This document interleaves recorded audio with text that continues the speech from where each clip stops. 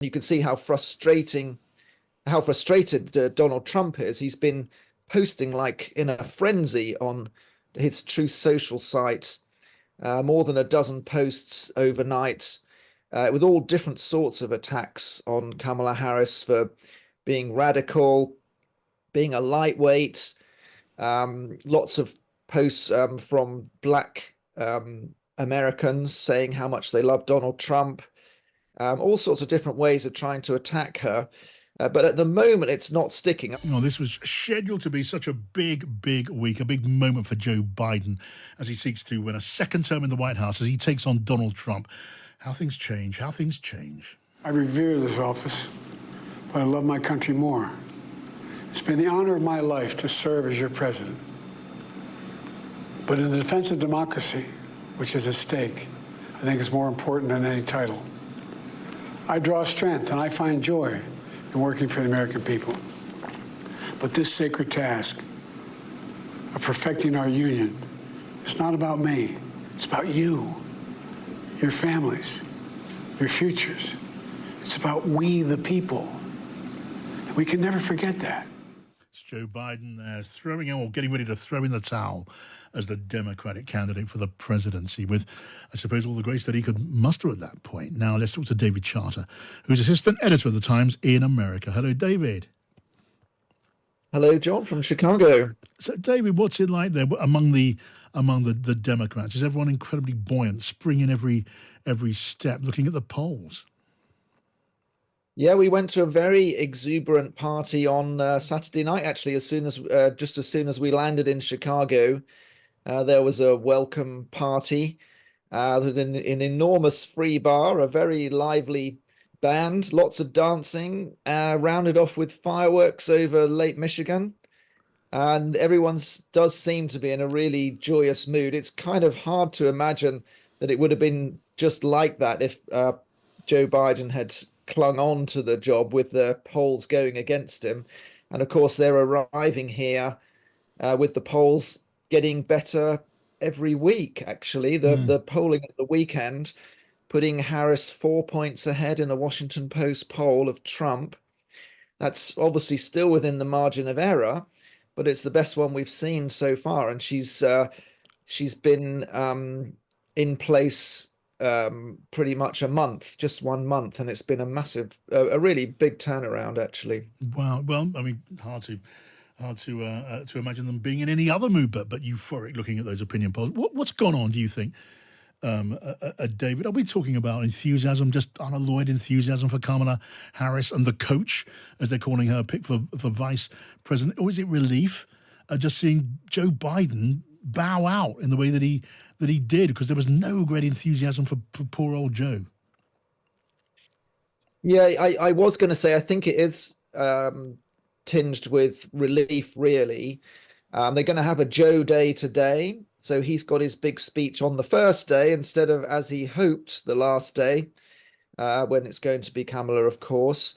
They're going to do their best to honor him, I think, today. We might see her on stage with him, perhaps, absolutely symbolically passing the torch to her, because really it was Joe's last act, wasn't it? That as pretty much when he within about half an hour of announcing he was stepping down, he announced he was endorsing Harris, and that closed out all the potential opposition.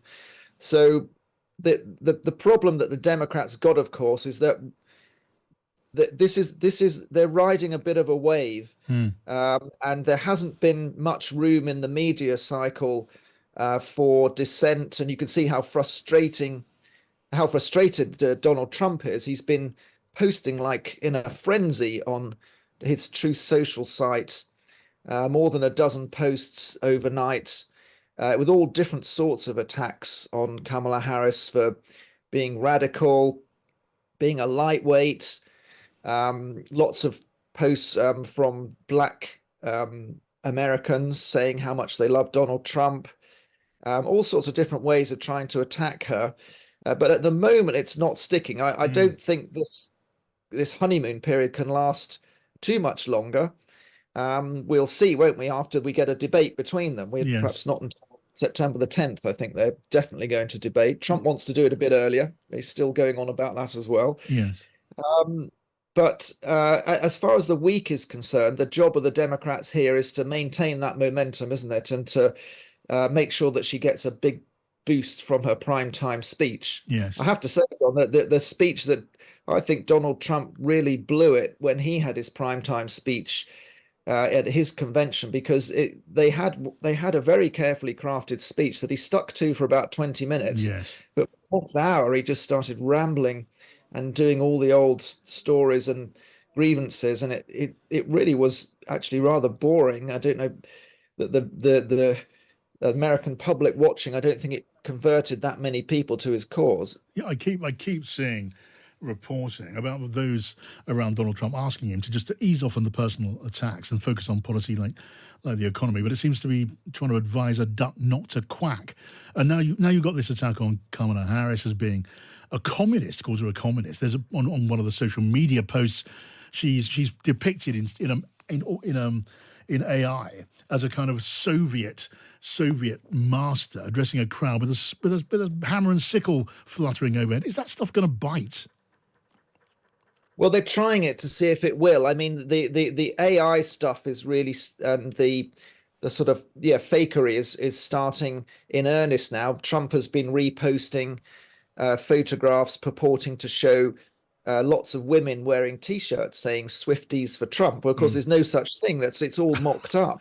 No. And well, she may be there at the end of the week. Apparently, Taylor Swift may even turn up in well, person. the Dems love celebrities, and there will be celebrities here. Actually, they're hoping for Beyonce, but I think they do every time.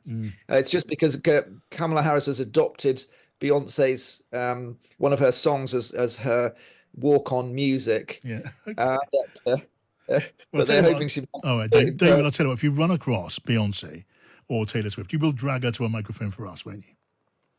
Hey, look! I saw my first concert full of twerking Megan Thee Stallion when I went to Kamala Harris's first big event in Atlanta. Yes. Fortunately, we couldn't get that close enough to get her on Times Radio, but I'll do my best for you. I know you will. Trust you, Tony. I know the association of twerking with you that's not an association I'm now going to shake my mind off very easily. But it's so good to talk to you, David. Let's do it again very, very soon. David Chancellor there for us in Chicago. Now, it is now, 11:15 in the morning in Chicago. The Democratic National Convention is, I guess the hall will be filling up about now. It is a Democratic stronghold. It's a big blue city, last hosted when Bill Clinton was running for re-election. The current mayor of Chicago, Brandon Johnson, says he's all ready to host one of the biggest political events of the year. The city of Chicago has hosted the most conventions in the history of America. We're really good at this. In fact, this won't even be the largest scale event that we've actually played host for. Our police superintendent has worked with the Secret Service, local law enforcement agencies around the region to ensure a peaceful yet vibrant convention. So, according to Democrat Party officials, the theme for today is for the people. And the speakers who are going to be paying tribute to, President Biden, he's just got a month ago stepped aside to make way for Kamala Harris, and he's due to have his say. Let's talk to Joe Chiazio, who's Democratic delegate from Massachusetts in Chicago. Hello to you, Joe. Hi, guys. Thanks so much for having me. You're very welcome, Joe. Tell me, what's your mood right now? I'm guessing you're feeling in a pretty upbeat mood, but is that tinged by anxiety? And this race, it's still in so many ways close. You've got your candidate making significant strides, but I keep hearing people on both sides saying this thing is still too close to call. Look, I think if there's one word to summarize where Democrats are in this process, we are unified. We are completely unified behind Kamala Harris, and we are completely unified behind the stakes of this election. Every time Donald Trump takes the stage, all that does is go and remind voters what exactly is at stake. And frankly, it serves to go and motivate Democrats in a way that I don't think we've ever seen before. Yeah, and Joe Biden, what are we going to see there? It's going to be a big moment, and there'll be, I guess, an outpouring of love for Joe Biden. That's going to go off smoothly. He's not, if he feels angry, and the word is that he does feel angry about the way that he was driven out of the race, he's not going to show it tonight, is he? Joe Biden is truly a selfless patriot.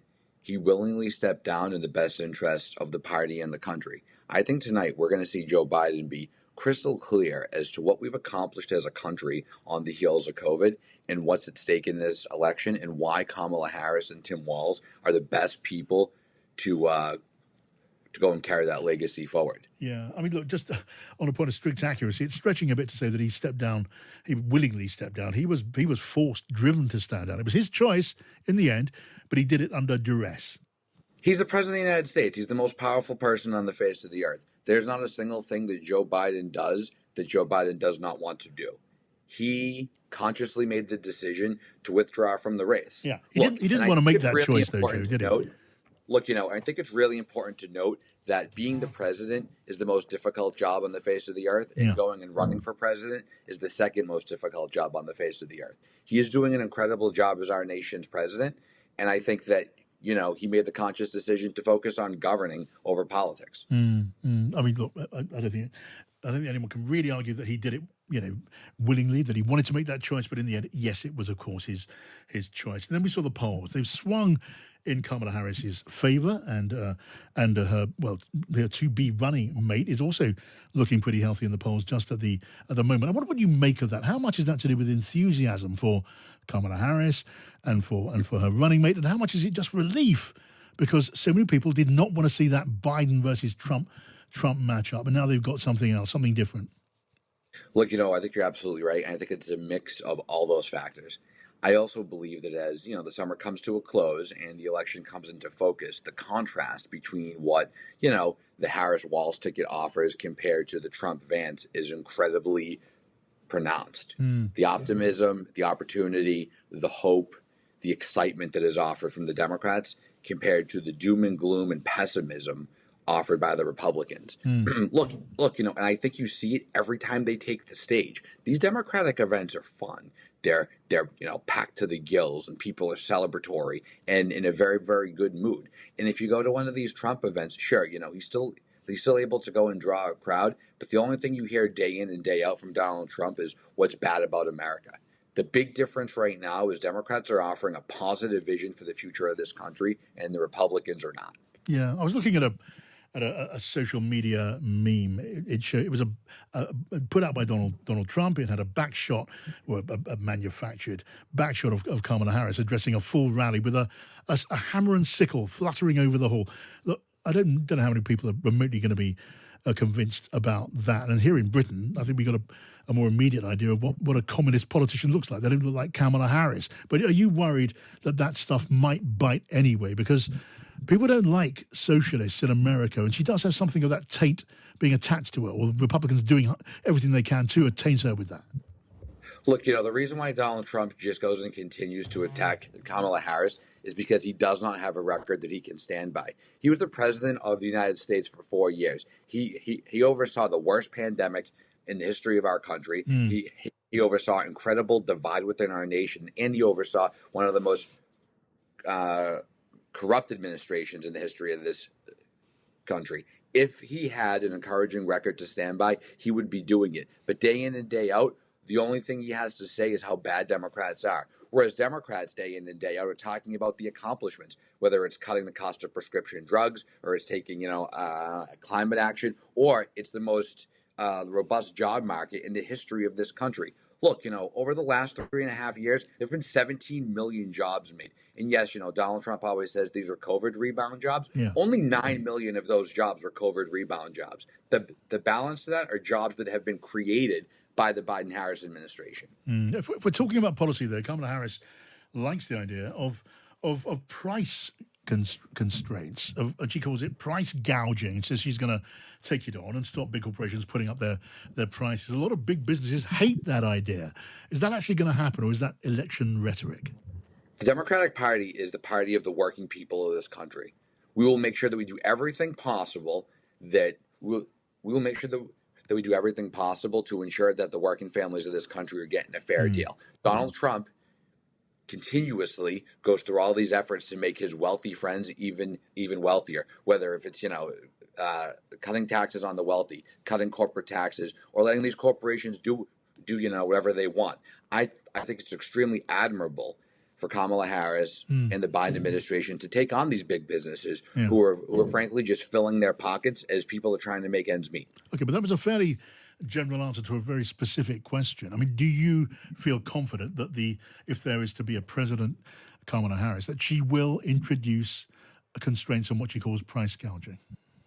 Absolutely. I think it's the right thing to do. Look, look, at the end of the day, a strong middle class means that our country is strong, right? When these corporations do everything possible to go and, increase, profits at all costs, that's bad for this country. That is bad for the working people. Yeah. And I think that what we've seen over and over again is that the corporations need to be governed in a particular way to make sure that they continue to act in the best interest of the working people of this country. Right. I mean, you sound pretty confident then in your economic policy platform. I know more needs to come out about that, but you sound confident right now.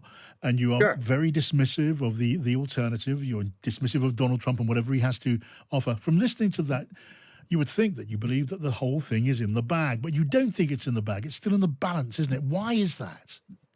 Look, we've got a long way to go. We've got about 85 days, and a lot can happen. These entire campaigns are full of, bust and boom cycles. I think that ultimately anything is possible, but I am confident that if we continue to keep our head down and do the work that we have to do, we will be successful. I think if we can, keep our foot to the gas, Democrats will be successful across the country in November. All right, Joe Chesio, Democratic delegate from Massachusetts, speaking to us there live from the DNC in Chicago. Thank you.